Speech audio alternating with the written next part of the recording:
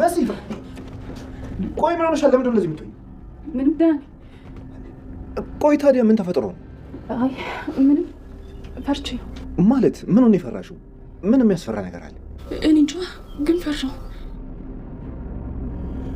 መሲ እያናደድሽኝ።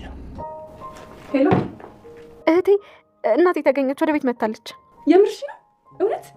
አዎ አዎ።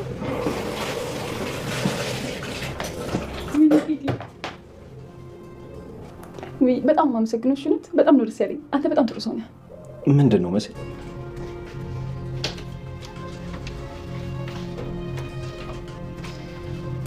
ቶሎ በል አውራኛ፣ መመለስ አለብን።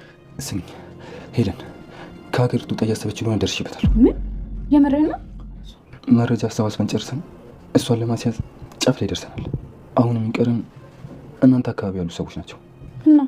እናማ የምትችይኝ ከሆነ ተባበሪኝና እናንተ ሀገር ነጊዜሽ እንጂ ማለቴ ቶሎ ደርሰን የምንመለሰው እመኝ፣ ከምሬ። አይ አዱኒ፣ እኔ በሌላ ነገር ላገዘ ተስማምቻለሁ። ይህን ግን በጭራሽ አልችልም። እባክሽ እንዲህ ከማለት ቤት አንድ ይሞክሪ። አሁን ያስቸገረሽ ነው? አዎ በጣም እያስቸገረኝ ነው። አሁን ራሱ ከዛ ድረስ እሱ ነው ቦቱ ተመጣጣ። ነይ ወደዚህ። የትም አትመጪም። አንተ ልጅ ስርዓትን ያዝ።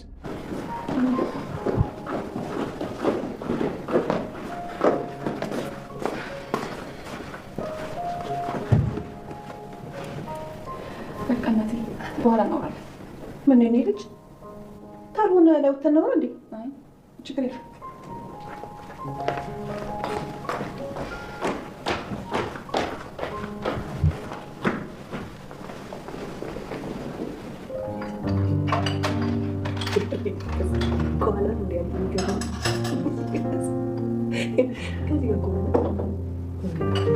እዚህ ሀገር ግን ቶሎ ጊዜው አይሄድም። ስላለምንሽው እስቲ ስለምዶ ደግሞ ያለው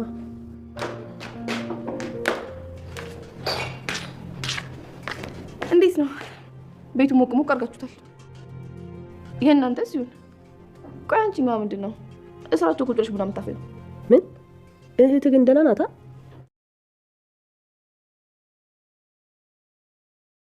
ወይዘሮ ሄለን ከሀገር ልትወጣ ስትል እጅ ከፍንጅ ተያዘች። ቴዲ መሲን መጠቀም ያደረጋት። የቤሉል አባትን በህይወት እንዳለ ታወቀ። የቤሉልን አባት አቶ ቶማስን ቴዲ ቤቱ ውስጥ አግቶ አስቀምጦታል። ይህን ክፍል እንዳትከፍቺ ተብላ መሲን ማስጠንቀቂያ ተሰጥቷታል። መሲ በድጋሚ ተሸውዳለች። መሲን አዲስ ቤት ብሎ ያመጣት ቤት ቀለሙም ሆነ ቤቱ አዲስ እንዳልሆነ ብታውቅም ግን ደግሞ ሊያስገባው ብሎ ቶሎ በፍጥነት እንዳልደረሰለትና እሷን ለራሱ ለማድረግ ቸኩሎ እንደሆነ ተናግሯል። ግን ደግሞ መሲ በድጋሚ ተሸውዳለች ማለት ነው።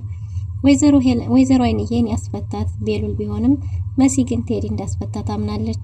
አዶኒ የኑኑን እርዳታ ጠይቋል። ኑኑን እባክሽ ለአንድ ቀን ወደ ሀገርሽ እንሄድና መረጃ አሰባስበን ወይዘሮ ሄለንን ልናስይዛ ጫፍ ስለደረስን እባክሽ እዛ አካባቢ ያሉትን ነዋሪዎች ማግኘት አለብኝ ብሏት ነበር። ግን ደግሞ ኑኑ ይሄን ማድረግ አልችልም፣ ሌላ በማንኛውም ነገር ላግዝህ እችላለሁ፣ ይሄን ግን ማድረግ አልችልም ብለዋለች። ቤሉል አክስቴ ብሎ አንድን ሴት ቤት ውስጥ አምጥቷል። ኑኑም በቅናት ጭርጭር ብላለች። መሲ ከቴዲ ጋር አንድ ላይ ተጠቃላ ለመኖርም ወስናለች። ሰላም ሰላም፣ ውድና የተወደዳችሁ ውድ ቤተሰቦች እንደምን አላችሁ?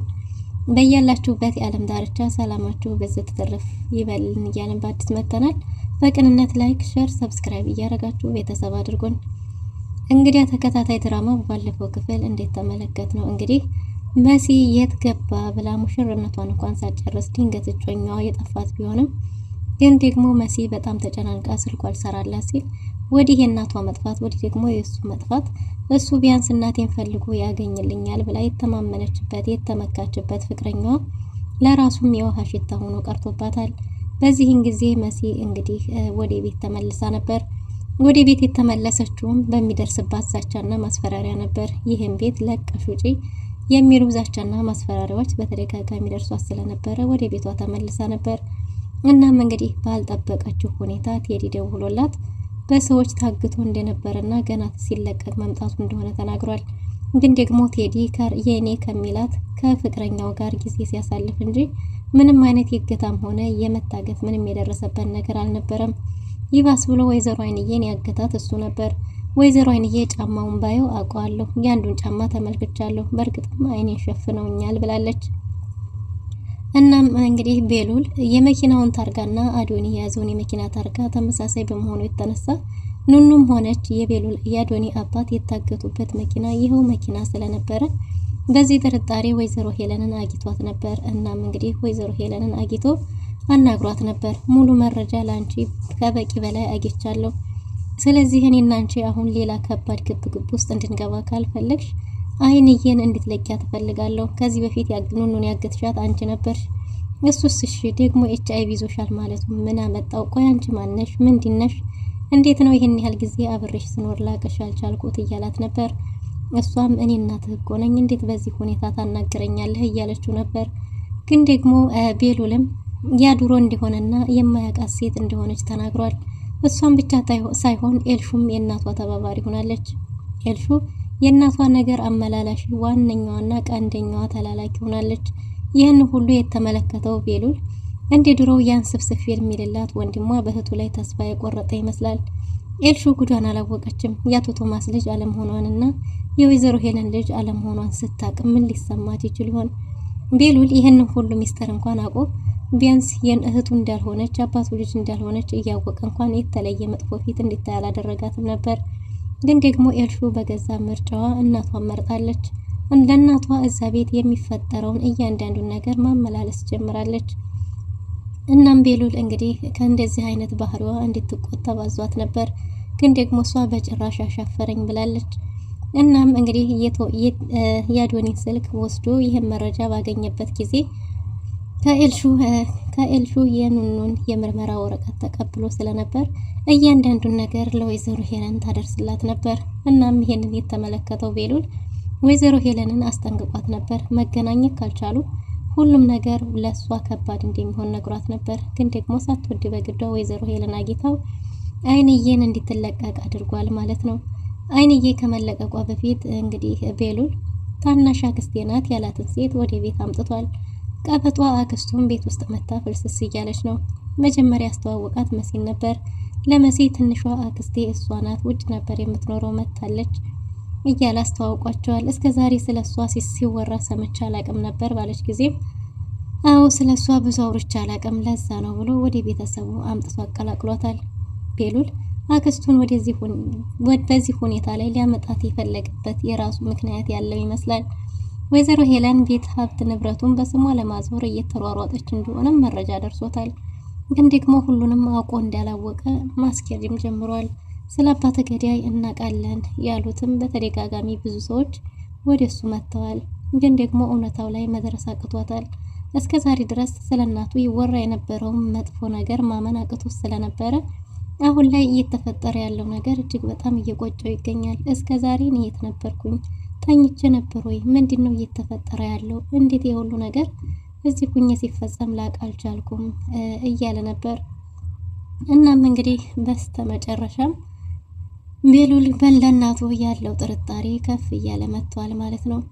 እናም እንግዲህ ወይዘሮ ሄለንን አይንዬን የማትለቃ ከሆነ ስለሷ በቂ መረጃ እንዳለውና ይህም መረጃ ይዞ ወደ ፖሊስ እንደሚሄድ ነግሯት ስለነበረ አይንዬ ተለቃ ወደ ቤት መታለች።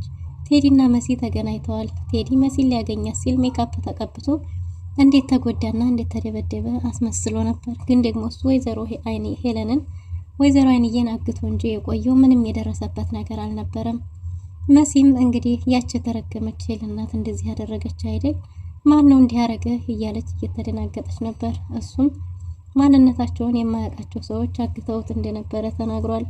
እናም አሁን ተመልሻለሁ፣ እንደ በፊቱ አብረን መኖር እንችላለን ብለው ተስማምተዋል። እንግዲህ መሲም ያንን ቤት ከጥገኝነት ለመውጣት ጓጉታ ስለነበረ ጓዟን ጠቅላ ወደዛ ቤት ለመግባት ወስናለች። ቴዲ ሚስቴ ብሎ ያመጣትንም ቤቴንም እህቱ እንደምትመጣና እህቱ ደግሞ እጮኛ እንዳለው ስለማታውቅ ወደ ቤተሰቧ እንድትመለስ አሳምኗታል። እሷም እንዴት ወደ ቤት እመለሳለሁ? ስለ እህትህ ስለኔ ያልነገርካትም ወይ እያለችው ነበር። እሱም ስለሷ ምንም የነገራት ነገር ስለሌለ ወደ ቤተሰቦቿ መመለስ እንዳለባት ነግሯታል። እሷም እንዴት እንደዛ ይሆናል ብለው ነበር። አይ እሷ መታ እስከምትመለስ ድረስ ግዴታ ወደ ቤት መመለስ አለብሽ ብሏታል።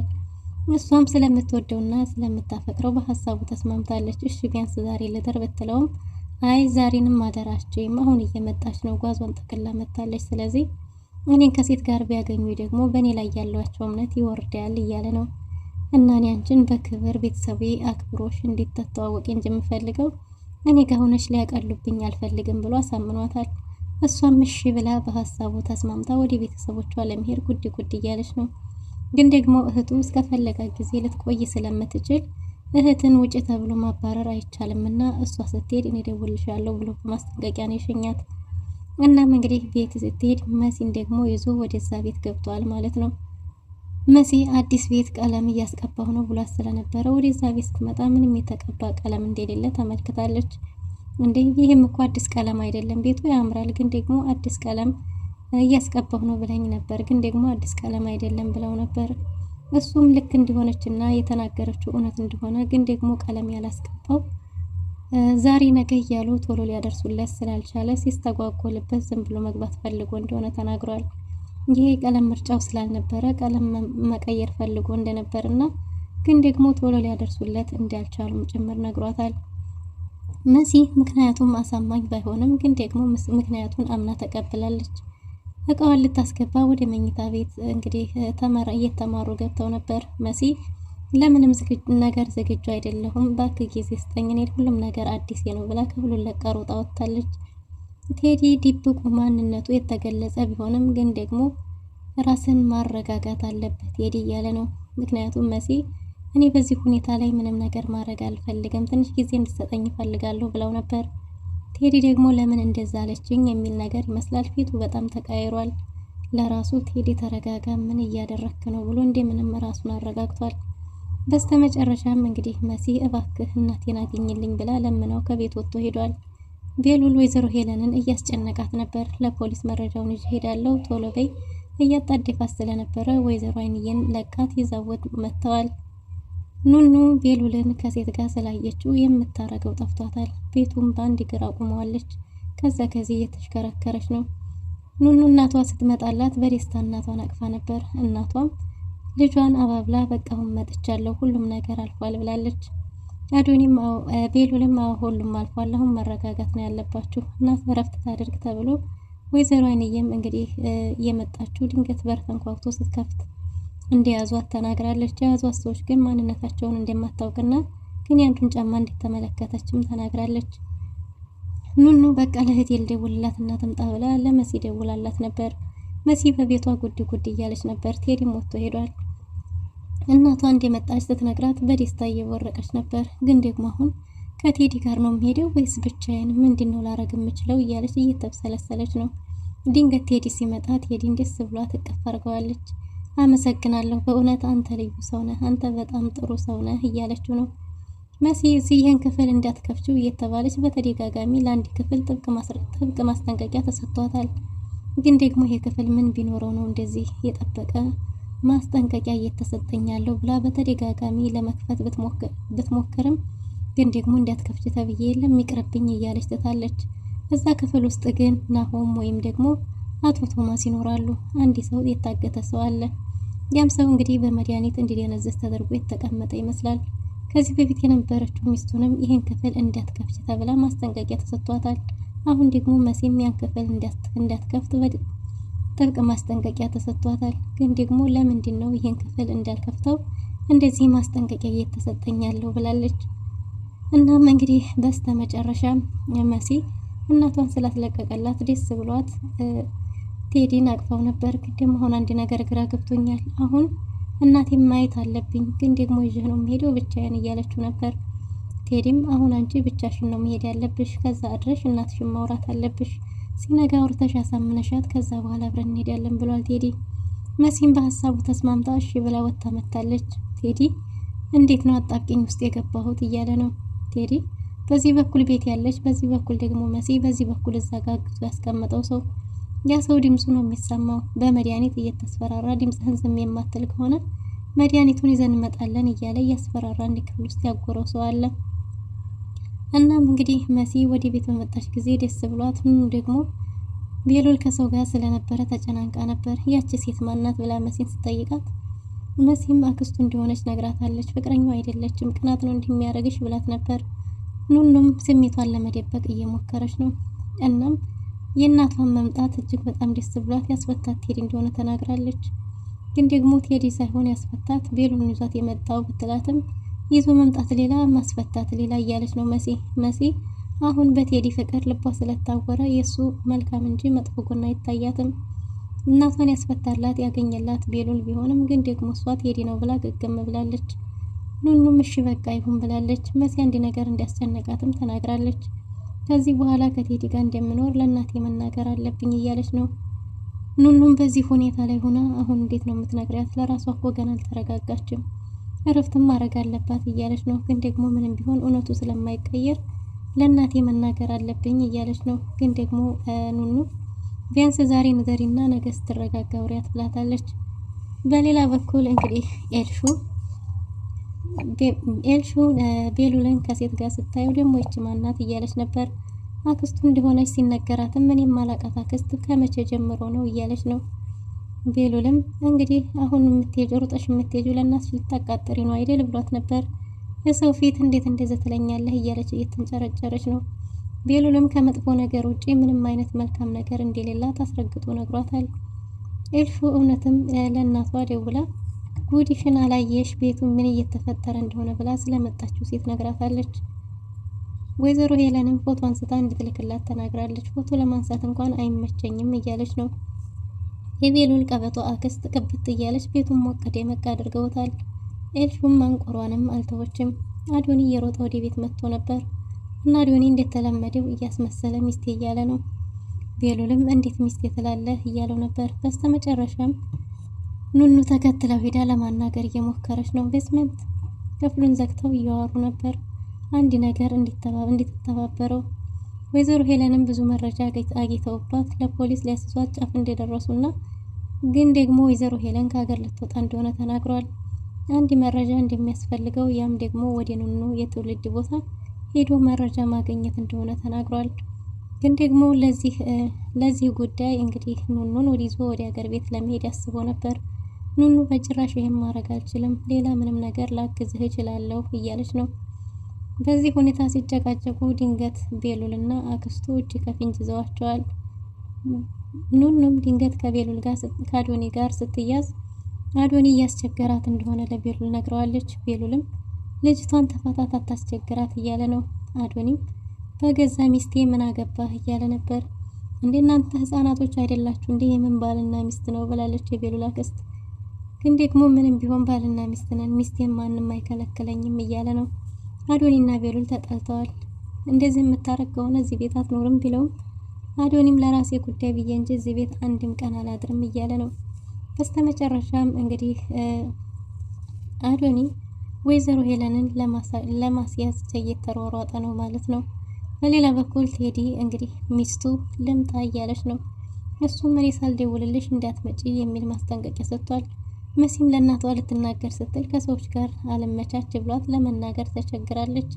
በስተመጨረሻም እንግዲህ በኤልሹ ወጥቼ ሰው አግኝቼ መመለስ አለብኝ ብላ ምሽት ላይ ቤሉልም አትሄጂም እሷም እሄዳለሁ ግብ ገጥመዋል።